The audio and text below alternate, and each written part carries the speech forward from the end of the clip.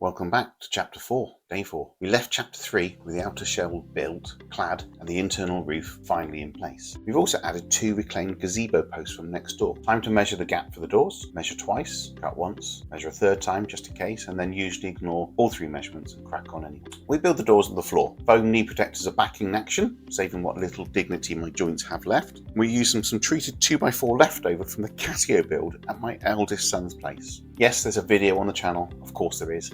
I document everything like a woodworking David Attenborough. Out comes my snazzy little block and clamp contraption to get nice square corners. Gold screws go in because if you're going to bodge something, you might as well do it luxuriously. Lift the frame off the ground so that the impact driver can do its thing, and then repeat on all corners. And then the build second door in exactly the same way. Mark the centre, pop in a support bar, clamp it, screw it, just like that. First stage is done. Now, tarp time. Every single stage of this build gets wrapped like a suspicious Christmas present because this is the United Kingdom, where it can rain horizontally, upwards, and occasionally from inside your own shed. Now, eagle-eyed viewers may spot a special guest over by the railings where I was magnet fishing in Chapter 3. That is Bailey's kennel, and it's special because it was my very first woodworking project. Back when I had absolutely no idea what I was doing, which, to be fair, hasn't changed much.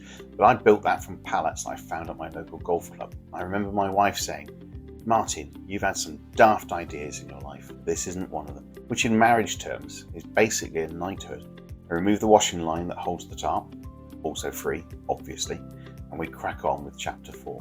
Today's mission, turn these wobbly door frames into actual doors.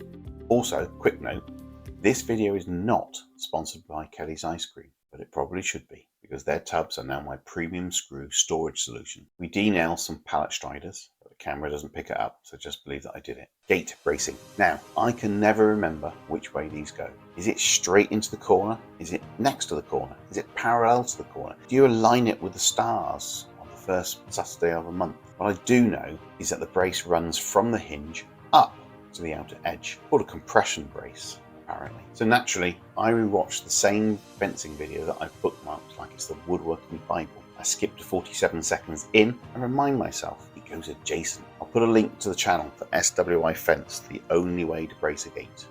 I lay the pallet striders underneath and I run a pencil to mark the cut line.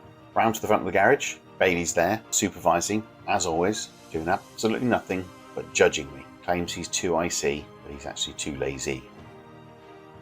I adjust the chop saw, miter saw, drop saw, whatever you want to call it, and 8 cuts later, back round the back.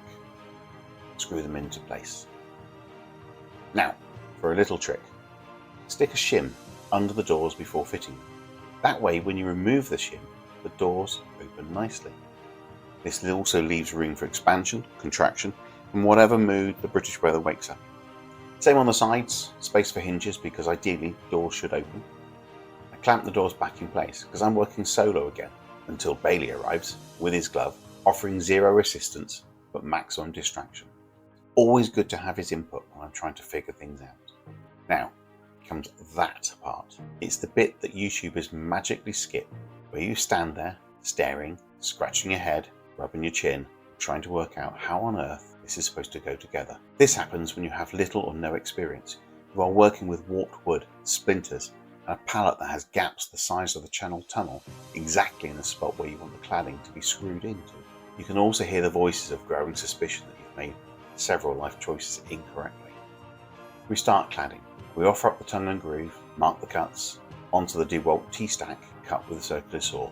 It's a portable table. But you don't see that, because apparently I've once again become an avant-garde filmmaker now. This stuff splinters like it's personally offended.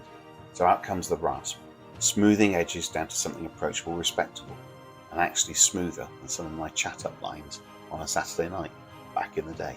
Anyway, back to the gap. Screw it in, repeat again and again, roughly 50 times, or until your will to live needs a cup of tea. Final piece now, the special one. Careful measurements. Back to the workshop, precision cutting, craftsmanship, focus, bring it back, doesn't fit. Of course it doesn't fit, it's me.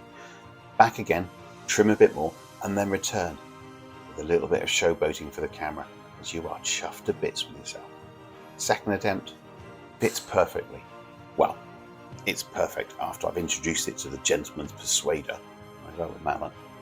A few taps, that familiar determined builder face that I inherited from my dad, and it's in. And then I'm still chuffed with another piece to camera.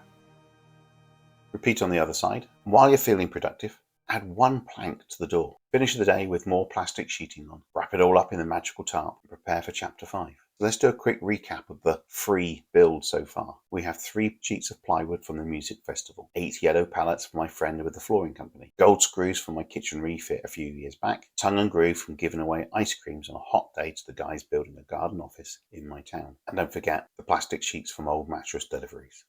Now, will I see you in the next one? I hope so, because things are really starting to take shape now. And by take shape, I mean beginning to resemble something that might legally be called a shed.